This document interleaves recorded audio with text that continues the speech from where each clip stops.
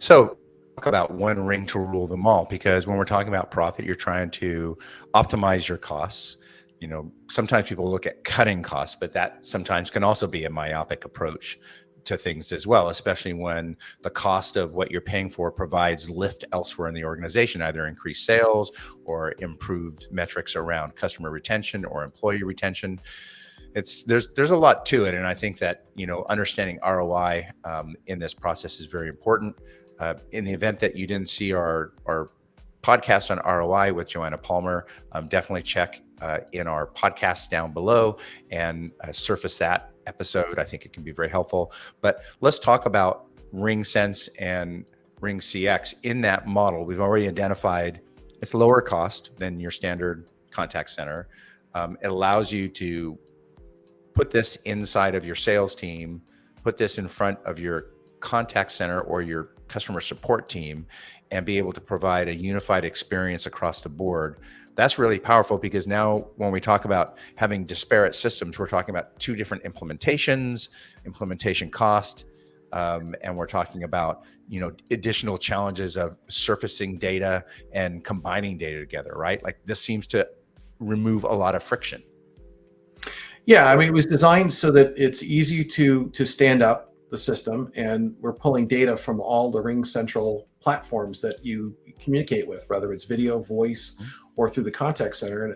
And again, we're going to be adding digital interactions as well, so we'll be able to look 360 degrees across the different ways that people communicate externally, and then you have a consistent set of tools that you can now put in front of agents and reps to see how they're performing, compare them to the rest of the team. Managers have more insight in what's going on.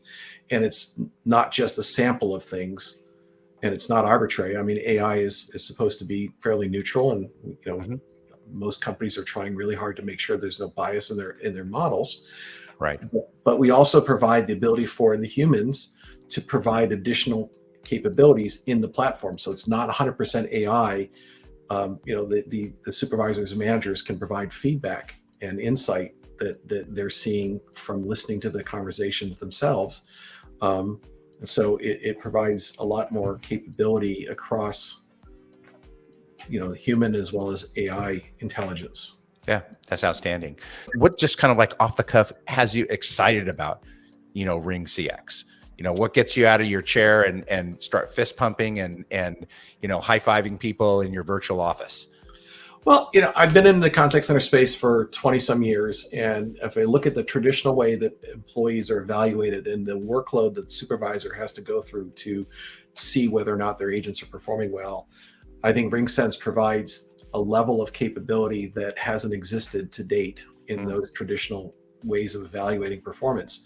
And again, if supervisors can fairly evaluate everything an agent does, agent has the ability to see how they're doing. I think it overall provides